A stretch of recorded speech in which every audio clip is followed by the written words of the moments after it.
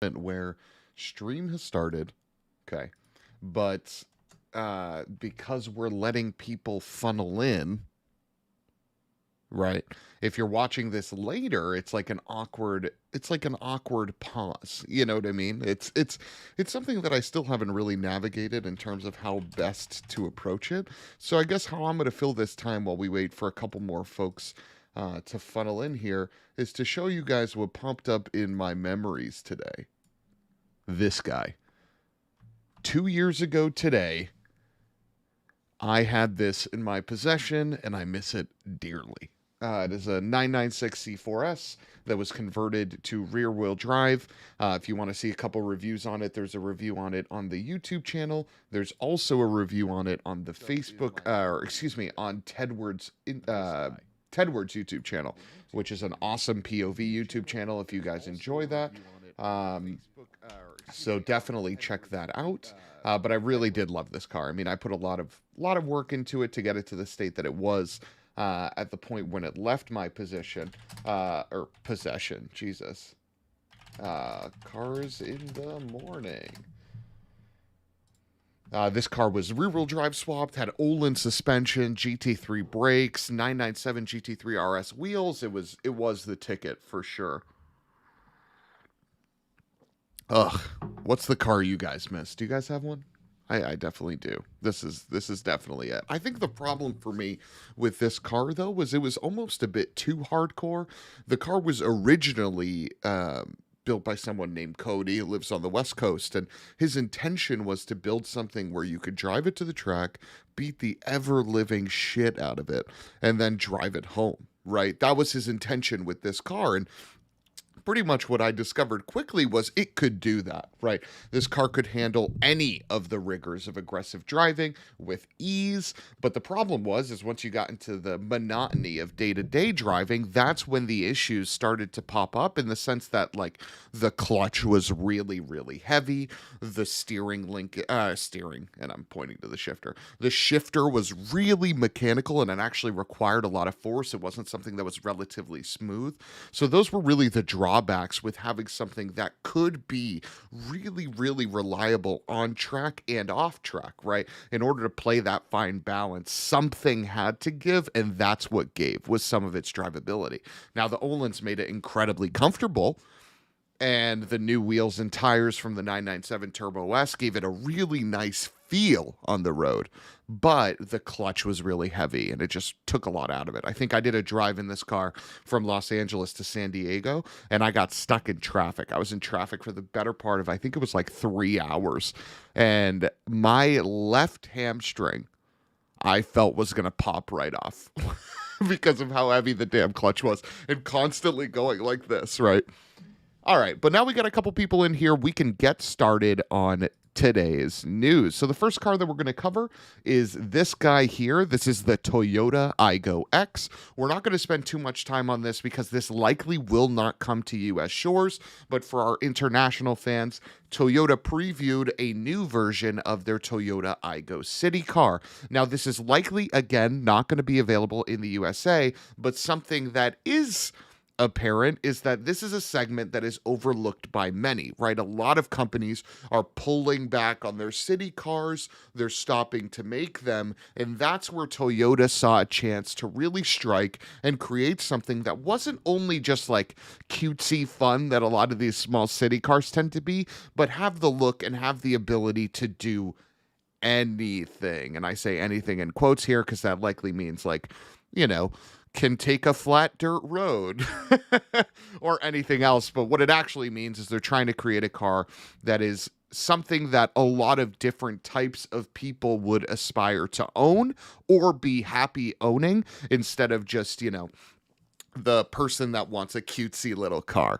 Uh, so that's all we got there. Is there's no details. This is a concept car, but I think it does look great. There's definitely a lot of similarities between this car and the current generation Toyota Igo, but they've right there is apparent. it almost looks exactly like a brand new version of the Igo rear end. It definitely changes a lot here in the front, the business end, if you will, but it's an overall good looking image. I really do like the aesthetic of this car, and I hope they're able to retain a lot of this when they bring it to production. Okay. Moving on to something that is also equally as important, BMW unveiled their Tesla Model 3 rival today, but they didn't unveil all the details. They just showed it to us, and they showed us what the M Performance version could do. So we'll talk about that for a second.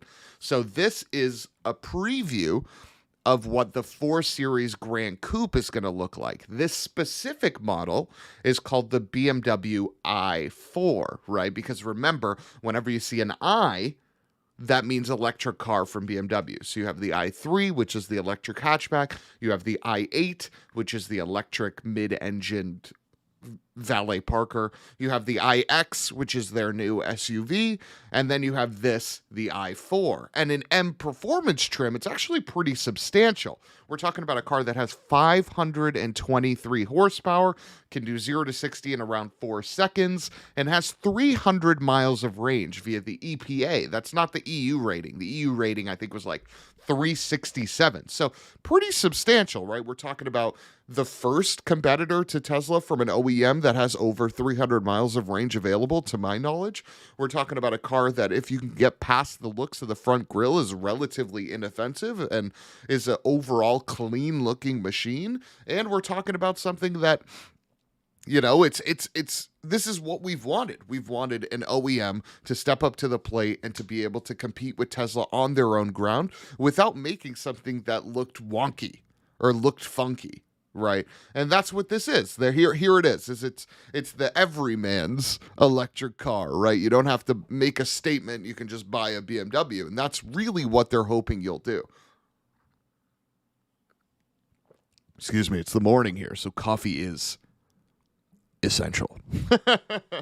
Yeah, I mean, overall, I'll say I'm a fan of the design. The grills are growing on me, and I know that's not going to earn me a lot of fans, but the grills are slowly working their way into my heart, and I think the rest of this car is unoffensive in its design, and because of that, it's appealing in an electric segment that does whatever it can to stand out, right? Like even cars like the Ioniq 5 and the Kia EV6 that have a really, really good design are relatively polarizing, whereas this blends in, and I think that's very important to have an electric car that provides that for the market, because there's plenty of people that likely want to purchase an electric car, but they just don't want to stand out. They don't need to have everybody know they have an electric car. So if you get this in black, no one will know. No one will know that the blue accents means it's an electric car. They'll just see it as an option package on a BMW, right? So this is a really appealing option, and I'm glad it's coming out, and I'm glad it has the range it does, and it's not like the Taycan and the Audi e-tron that have 200 miles of range, which is a massive bummer, right? And who knows, if this follows the trend of those German manufacturers that grossly underreported their range, maybe this thing is even more. Maybe it can do mid 300s. Who knows? Time will tell, but I'm happy it exists for sure. Moving on to some other news. This is some stuff that we covered last night. So if you guys listen to the Primetime Money Shift show, then, stay tuned if you want to hang out and hear it again. But this is the new Subaru WRX. The 2022 Subaru WRX was spied testing in Ann Arbor, Michigan. And we got a couple hints of some of the things that we can expect in the next model. So for one, great greenhouse. Ugh. Subaru, man, like, I know we say a lot that, like, modern safety standards have ruined the ability to have a lot of glass, but look at how big that windscreen is. And if you guys have driven a 2015 plus WRX, you'll know that they're very lightweight on the inside in terms of how airy they feel because of how much glass is there and how much visibility you have. So shout out to Subaru, commend Subaru big time for retaining the amount of light that gets let into the cabin and what that does for the car's appeal. I love that. Two, we can see new headlights that are a more narrow and jagged shape. Shout out to Tintin with the like or the follow. Thank you, my man. Appreciate it. Thank you for tuning in. So new headlights that are more jagged and narrow. Same with the taillights that are just a modern design. This car does seem to look like more of a refresh in the design than a true new model, even though it likely is a true new model. We can see another hint right there with a longer, flatter hood scoop. We can see a slight spoiler in the trunk, quad exhaust, a different, more aggressive bumper design. This thing just looks like it's going to be more mean. If you can see even right there in the rear three-quarter, that bulging fender line that goes from the fender all the way to the trunk. Here's another good shot. It's right from the taillight all the way down to the rear door, which promises to make this thing a likely more aggressive-looking machine than the current WRX, which by all intents and purposes looks relatively docile from the factory. So I'm really excited for this thing. In terms of power plant, what we've been hearing is that it will leverage the FA24 from the Subaru Ascent and the Subaru Outback. So that is a direct injected turbo 2.4 liter engine. And in those cars, it makes 260 horsepower, 277 pound-feet of torque. In this car, it could make more or it could make the same. If we look at today's WRX numbers, that 260, 277 is in line. And if you look at its competition, Civic Si, GTI, Veloster N, that 260, 277 is also in line, right? So while it would be nice for this car to have 300 plus horsepower, it doesn't need it to remain competitive in its class of Civic Si, Veloster N, Elantra N, GTI, right? It doesn't need that power. And it's important to note that the Ascent and Outback are actually remarkably tunable. You're talking about plus 20% horsepower torque increases with just a stage 1 tune. Never mind, going crazier with bolt-ons and things like that. So it's a really exciting time to be considering a Subaru with the design that this thing is looking like it's going to have, as well as the power plant that it's looking to have. And the rumor mill on the STI variant of this is that it'll have 400 horsepower and potentially leverage electrification in order to get there. So if you could have a car that had a combination of the FA24 with some electrification, now you could have something that's not only great on gas, but also really fun to drive. And the existing Subaru WRX was already really good on gas. I think you could I averaged like 30 mpg in the one that I owned on extensive highway drives, which is really good for a performance all-wheel drive machine, right? My Civic Type R didn't even manage that over similar driving patterns. So I'm really excited for this car. I'll definitely consider one when they drop. And we'll see. It'll hopefully be this year. This car was supposed to be released last year, but shout out to homie COVID. That didn't happen. But another car that is going to be coming out this year is this image. You can see it actually right in the bottom. That is the new Subaru Wilderness Outback. And think about Wilderness as a sort of Z71 TRD Sport version of Subaru vehicles. It's going to start with the Subaru Outback. I believe I have an image somewhere of the Subaru Outback. I'll try to find it. Yeah, here it is. So this is with the Outback that was caught in testing that is meant to be the Wilderness car that was unveiled in that picture. So what do we see looking at this compared to a regular Outback? 1, we see a skid plate. 2, we see a lift. 3, we see different wheel tire setup. 4, we see potentially a little bit wider. Guys, I'm actually excited for this. Like really excited for this because I've always been, on the fence about the Subaru Outback in the sense that like I've always low-key wanted one, but could never justify it because of how quote-unquote mom-ish the car was. But now you're telling me I can get one that's lifted. I can get one that's potentially a little wider, one that looks a little brawnier. Yeah, I might be interested in this. And like we just talked about with the Subaru WRX, it's going to have the FA24, which can have over 300 horsepower relatively easy. And if they paired it to a non-CVT transmission, now we got a winner. So this car is coming relatively soon, and we'll see what happens. Pete says, first-time commenter here, love the AM talks. I am loving the looks of the MK8 Golf R. Not sure if you covered it at all or plan to. I could definitely bring it up on this episode, but I actually hoped, and Pete, great segue. Great segue. Tomorrow's episode, we're actually going to be mainly focusing on the Golf R and its competition, because I think that sub $40,000, or in the Golf R's case, it'll be a touch over $40,000 space, is an incredible bargain right now and place to be. And I find myself struggling to say the words $40,000 and bargain in the same sentence. But when you talk about a car that has not only the performance potential of something like a Golf R, but also the build quality and pedigree, and seemingly an increased fun to drive, you might have a winner for around $40K. Pete says, what competition? Tune in tomorrow, Pete. The big market tease, right? But yeah, we will definitely be talking more Golf R tomorrow for sure. So moving on here, we only have a couple more things to get to before our morning show closes out for the day. So let's get to them. Sorry, guys, I'm just struggling a little bit. Here we go. Bang. This is the new Kia Stinger. And I started with the interior on purpose because that is where the second biggest change happens to the car, and what I think is actually the biggest change to happen to the car. So Kia refreshed the Stinger, and you can't really tell from the outside, right? They changed the tail lamps. You could see white there.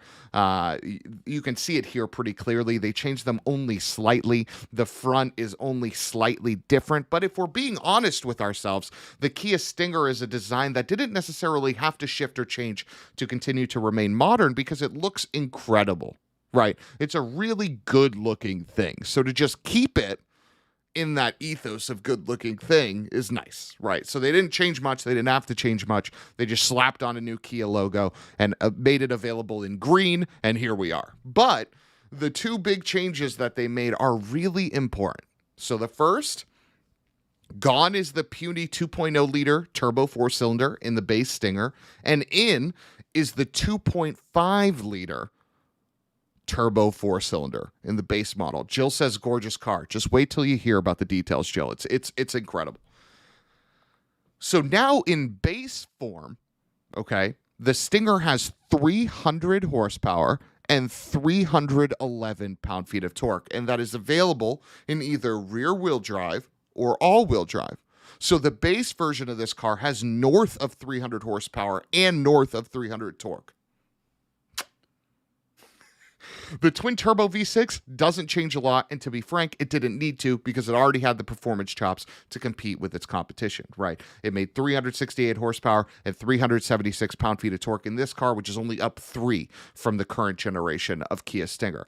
And before we continue, everybody, if you're watching this stream, don't forget to hit that like button. It definitely helps us grow pretty dramatically. So Tintin has already hit that like button today, and if you guys are watching, I implore you to do the same. Jill asks, is it naturally aspirated? No. So the 2.5 liter in the base is a turbo four-cylinder, and the 3.3 liter in the V6 is a twin turbo. So it's turbo all around for the Kia Stinger, and it is available in all-wheel drive or rear-wheel drive. So again, with those horsepower and torque figures, we're talking 300, 311 in base form, and 368, 376 in V6 form. Now, in addition to those changes,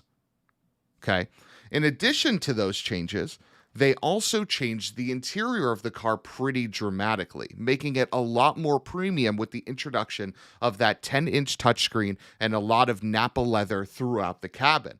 And what they're hoping is that they can bring some people away and pry some people away from cars like the BMW 3 Series, cars like the Mercedes CLA, cars like the Mercedes C-Class, the Audi A4, the Acura TLX, and lure them into Kia by not only increasing the performance of their base model, but also making it feel more premium. Jill says that how does the Type R make 300 horsepower with a 2.0 liter? It's not to say that 300 horsepower isn't possible with a 2 liter. It's just to commend Kia for finally giving this car 300 horsepower via a 2.5 liter. If they did those performance numbers with the 2 liter, I'd be giving it just as much praise as I am with this 2.5. But I think for them to bring the horsepower up 45 with the introduction of this 2.5 liter is huge, because now you're hitting a milestone that a lot of people strive for when they purchase a car, right? If you think about people that are purchasing something off vanity, right? Like it's a bit of an improvement to say you have that 300 horsepower mark. Is there a difference in weight? Only slight. Only slight. And it is more than made up for by the increase of 50 horsepower. And I will say Kia has also introduced a Scorpion edition, which I'm not really so sure about the name, but it's the cement gray one you see floating around. The Scorpion is an exclusive trim level that has a rear spoiler, blacked out fender garnish, blacked out side mirror caps, exhaust tips, different wheels, and carbon fiber trim. So it is a more sporty Kia Stinger. And now let me run over some prices for competition for this car, and I can tell you guys why I think that you should be recommending this to everyone that is looking for those cars that it competes against. So a base BMW 3 Series starts at $41,000. A base BMW 2 Series Grand Coupe starts at $37,000. This Kia in 2.5 trim with 300 horsepower and over 300 pound-feet of torque starts at $36,000. So it is $1,000 less starting price than a BMW 2 Series Grand Coupe. It is $1,000 less starting price than a Mercedes-Benz CLA. And those are both cars that have useless back seats. They're both cars that are front-wheel drive based, not rear-wheel drive based first, right? And that alone is why you should consider something like a Kia Stinger over something like a 3 Series C-Class, 2 Series Grand Coupe CLA. So if you have a friend, or if you yourself are in the market for something of that class, right, a luxury sedan of some sort, I implore you to go check out Kia, because now with the addition of this extra horsepower in base trim, if you don't plan on modifying the car, you don't necessarily need the 3.3-liter twin-turbo V6. Now, that engine is an absolute monster, but if we're talking about efficiency and things like that, you can get, 25 mpg combined in the 4-cylinder, which means you'll get 30 on the highway and a little less around town, which is good. And those are commendable numbers, especially when you compare them to other vehicles in the segment, right? Excuse me. So not only is it faster than its competition that it's priced around. I mean, remember that 3 Series that costs $41,000 is a 330i, which is a 2-liter turbo that makes 250 horsepower, right? Or that 2 Series Grand Coupe that's $36,000 is a 2-liter twin power turbo 4-cylinder that makes 228 horsepower. So there's no doubt that the Kia Stinger is going to be the most exhilarating car to drive. And now with changes to the interior, hopefully it's one of the nicer cars on the inside as well, because that was definitely probably the backstop for the Kia Stinger for me. So if you guys are considering it, if you're in the market, definitely check it out. I'm a big fan of this new redesign, for sure. Now, what we're going to end on is something that I could not be happier to talk about. I am so excited to have this conversation with you guys. And if you want to hear me have a longer conversation about it, download the MoneyShift podcast, which is available anywhere you listen to podcasts, because I go into this in way more detail than we're going to cover today.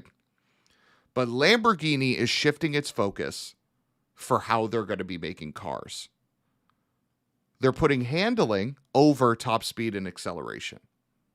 And if you're an avid listener to Money Shift in the Morning or the Money Shift podcast, you know one thing, right? Modern cars are just way too fast.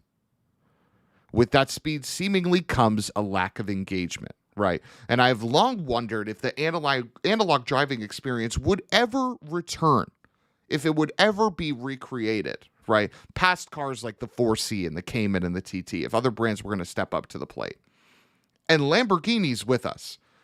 Okay, this is a quote from Francesco Scardeoni, who is the Asian boss for Lamborghini. He says, if you go back 10 years, when we were asked the parameters to measure a car, we would say top speed, then acceleration, then handling. So effectively what he's saying there is 10 years ago, if you were to say the 3 top parameters for a supercar, you would say, what was its top speed? Then you would ask, how fast does it get there? Then you would ask about its handling. Okay. Francesco then goes on to say, then top speed became a secondary measure to acceleration. Now, with electrification, acceleration is no more that important, because it's quite easy for for those kinds of power units to have amazing results in acceleration, right? Effectively, what he's saying is 0 to 60, quarter mile, none of that shit matters anymore, because with the advent of electric motors and the technology and their progression, acceleration is easy to attain, right? You have a Plaid Model S that can do 0 to 60 in under 2 seconds. You have Porsche 911 turbos that do 0 to 60 in under 3 seconds. You have M5s that are doing 0 to 60 in 3 seconds, right? Now here's where it gets good. He continues to say what is really now making the difference is the drivability of the car, the handling.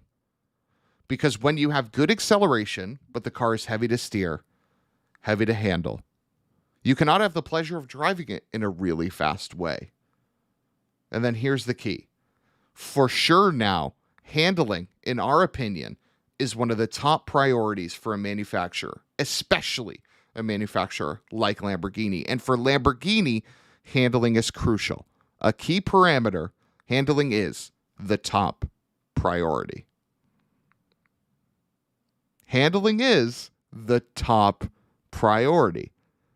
Now, that doesn't mean that all of a sudden Lamborghini cars are going to be slow, because they've never been slow, right? Ever. I mean, maybe, versions of the Jalpa or versions of the Countach were slow compared to competition, but you've never looked at a Lambo and said, that thing's slow, that thing's garbage, you know what I mean? Yeah, I'll use a little Boston accent for there. Boston accent guy looking at a Lamborghini being like, hey, that thing's fucking slow, dude. You know what I mean? No one's ever said that, right? No one's ever said that about a Lamborghini. So by Lamborghini shifting its focus to things like handling, to things like drivability, to things like feel, what they're banking on is the fact that they're creating a car that is more timeless, a car that is more classic, because if it's a joy to drive, if it's a pleasure to wheel, you're going to want to keep that experience around for long. And I think they've seen that with the cars that have aged well historically, right? We're talking about air-cooled 911s. We're talking about early Lamborghini Gallardos, things like that. Cars that weren't necessarily the fastest when they were released, but due to their driving experience have been continued to remain relevant. Right. So Lamborghini shifting focus in this vein gives me a lot of hope, because if they're able to provide success without having hallmark 0 to 60s or notable 0 to 100s or crazy top speeds, other brands will follow. Other brands will take notice, because then they won't necessarily be measuring their cars to a stat sheet, but they'll be measuring their cars to handling and how fun they are to drive. And that brings me a lot of excitement as we wind down for today's morning show. And I hope it does to you guys too, because it means that the cars aren't going to be slow, right? Modern cars are fast, right? Civic Type Rs, Veloster Ns, like even base cars, they're quick. Those cars are faster than old supercars. So it's never going to be slow. Pete says Gordon Murray, a trendsetter. Interesting you bring that up. That car finally got on the road the other day, only to about 3,000 RPM, but hey, it's better than nothing. So I'm really excited. The thing that bothers me about those cars, though, is like Gordon Murray's creating what is the ultimate Grand Tour or the ultimate race car. And because of their price, I feel like no one's going to leverage them for their ability. So a company like Lamborghini making this statement almost holds more weight to me than someone like Gordon Murray creating a car that embodies that ethos because of the $1 million price tag, right? So, yeah, I agree with you, Pete. Glad to hear that from Lambo. I am so excited, especially because Lamborghini has actually created, sneakily, some of the better driving cars in recent history, right? You're talking about this Aventador SVJ. You're talking about the Huracan Performante, the Huracan Evo, the Huracan STO. These are all cars that are a pleasure to drive. Even something like the Lamborghini Urus, which is an SUV, while it fills up the stat sheet, is also really good to drive in comparison to other SUVs. So they're already sort of doing that today, which may be why we haven't heard any track numbers or anything like that out of the STO, this guy right here, because maybe they just want you to enjoy the experience. Who knows? Who knows? Who knows? But with that said, that is it for our episode today, everybody. I appreciate everybody for tuning in to the Money Shift Morning Show. For those of you that are new to the Money Shift Morning Show, we go live every day except Tuesday and Sunday between the hours of 7 to 8 a.m. Eastern. So come in, hang out. The episodes are roughly 30 minutes to an hour, depending on the conversation and the topics that we have to talk about. And I'm definitely covering everything car news. So if you guys want to stay up to date, just tune in the morning. And if you enjoy the stream, be sure to follow Money Shift on Facebook or follow us on YouTube, follow us on Instagram, anything like that. Matt coming in right at the end with 1,000 stars. How you going to do me like that, Matt? How you going to do me like that? Right at the end? You're going to drop 1,000-star bomb right at the end? Thank you. Who is Fat Matt, guys? If you guys like video game stream, be sure to check out Who is Fat Matt. He streams literally every game, and he's an absolute pleasure to watch, for sure. Thank you, Matt, for that. I appreciate it. But yeah, tune in, guys. Tomorrow we'll definitely have more car news. Hopefully we'll have some more learnings about the i4, and we're definitely going to be talking about Golf R and the hot hatch competition, because like Pete talked about, it is heating up. Yeah, you're laughing at me, Matt, but you're dropping a 10,000 or 1,000-star bomb right at the end of the stream. You're literally killing me. But thank you guys so much for tuning in. I will catch you tomorrow morning